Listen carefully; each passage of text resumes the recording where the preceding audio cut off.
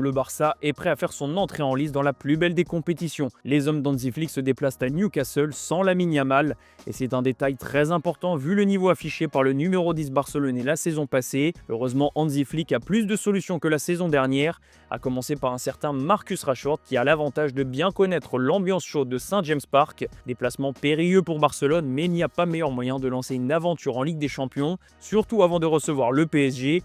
Le Barça veut commencer avec un succès contre des Magpies revanchards après un début de saison moyen en Première Ligue. Et un mot sur Kylian Mbappé, encore double buteur mardi soir contre l'OM, le numéro 10 du Real Madrid a démarré la saison sur des bases très élevées. C'est très simple, si Mbappé reste sur la même lancée toute la saison, il pourrait finir à 76 buts, toutes compétitions confondues, des chiffres dingues qui confirment le retour du capitaine de l'équipe de France à son meilleur niveau. On file en Italie où Marcus Thuram a répondu aux critiques récentes sur son sourire pendant le derby d'Italie avec son frère Kefren. Le numéro 9 de l'Inter Milan a porté les Nerazzurri lors du déplacement à Amsterdam face à l'Ajax. Succès 2-0 pour l'Inter et doublé pour Marcus Thuram. L'international français a inscrit 2 têtes sur corner, preuve qu'il assume son nouveau statut de leader de l'attaque. Encore plus avec l'absence de Lautaro Martinez hier soir. Top chef pour Thuram qui ne semble absolument pas perturbé par les critiques. Ce soir à Manchester, le roi va faire son retour. Kevin De Bruyne va retrouver l'Etihad Stadium quelques semaines seulement après sa signature à Naples. Des retrouvailles très attendues entre le Belge et Manchester City, le club où il a tout vécu. Pep Guardiola a déjà annoncé la couleur.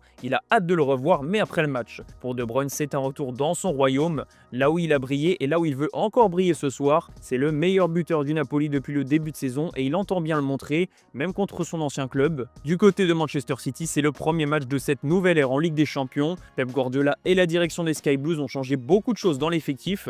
Et même si les débuts en Première Ligue sont timides sur le plan comptable, il y a eu du positif et il faut le confirmer contre un grand d'Europe comme Naples. Pour Ryan Cherki, en revanche, la Ligue des Champions attendra. L'ancien Lyonnais est toujours blessé. Frustrant forcément pour les fans de Manchester City qui aimeraient le voir dans la plus grande des compétitions. Et pour Hugo Viana, le directeur sportif, il faut être patient avec l'international français. On va finir cette revue de presse au Portugal où José Mourinho vient d'arriver. 2 jours après le départ de Bruno Lage de Benfica, le Special One va faire son grand retour au sein du club lisboète, là où tout a commencé pour lui. Le début d'une nouvelle histoire, même pas un mois après son départ de Fenerbahçe. Mourinho a confié quelques mots à son arrivée à l'aéroport et il a été très clair.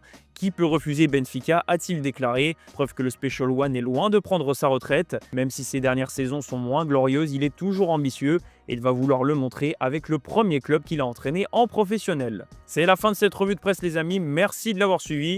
Et on se donne rendez-vous cet après-midi pour le JT Foot Mercato.